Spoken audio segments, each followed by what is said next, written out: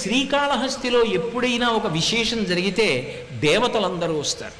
నేను మీతో ఒక మాట చెప్పాలి అంటే, ఎక్కడైనా గిరి ప్రదక్షిణం చేశారనుకోండి, గిరి ప్రదక్షిణం చేస్తే దాన్ని గిరి ప్రదక్షిణ క్షేత్రం అని పిలుస్తారు. ఎందుకంటే కొండ స్థూల శివుడు అని గుర్తు. కొండ స్థూల శివుడుగా ఉన్నాడని ప్రమాణం ఉంటేనే గిరి ప్రదక్షిణం, అంతేగాని కొండకి దారి ఉందని చేయకూడదు. ఆ కొండ స్థూల శివుడని ప్రమాణం ఉన్నదా ఎక్కడైనా పురాణంలో? ఈ కొండంతా శివుడే అని చెప్పవచ్చా? చెయ్యొచ్చు. అరుణాచలం స్థూల శివుడు, గిరి ప్రదక్షిణం ఉంది. శ్రీకాళహస్తి స్థూల శివుడు, గిరి ప్రదక్షిణం చెయ్యొచ్చు. కోటప్పకొండ త్రికూటం 3 శిఖరములతో ఉంటుంది. బ్రహ్మశిఖరం, విష్ణు శిఖరం, రుద్రశిఖరం, ముగ్గురు కాబట్టి ప్రదక్షిణం చెయ్యొచ్చు. ఓ కొండ మీద ఈశ్వరుడు ఉన్నాడని ప్రదక్షిణం కొండకి చేయడానికి అన్ని వేళల శాస్త్రం అంగీకరించదు. కొన్ని చోట్ల గిరి ప్రదక్షిణాలు ఉంటాయి.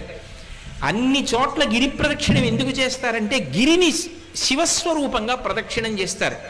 ఒక్క శ్రీకాళహస్తి మాత్రం గిరి ప్రదక్షిణమున్న మిగిలిన క్షేత్రముల కోవలోకి రాదు. దీన్ని భాస్కర క్షేత్రం అంటారు. ఎందుకు భాస్కర క్షేత్రం అంటారో తెలుసా?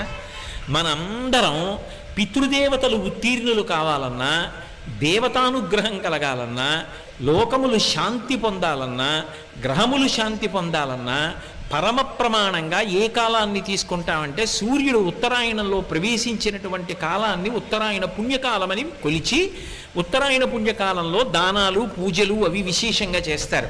ఒక్క శ్రీకాళహస్తి క్షేత్రానికి ఉన్న గొప్పతనం ఏమిటంటే, ఉత్తరాయణంలో ప్రవేశించగానే అందరూ తనని పూజ చేస్తే, సూర్యుడు మాత్రం దేవతా సమూహం అంతటితో కలిసి శ్రీకాళహస్తి కొండకి ప్రదక్షిణం చేస్తాడు. అలా ఎక్కడైనా సూర్యుడు ప్రదక్షిణం చేస్తే పర్వంలో దాన్ని భాస్కర క్షేత్రం అంటారు. అటువంటి చోట దానికి చాలా పద్ధతులు చెప్తారు పెద్దలు.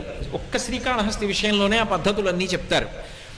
అలాంటి పద్ధతిలో ప్రదక్షిణాలు కానీ చెయ్యగలిగితే అటువంటి వాడు జన్మరాహిత్యానికి కూడా వెళ్ళిపోతాడు. అంత గొప్ప క్షేత్రం శ్రీకాళహస్తి క్షేత్రం.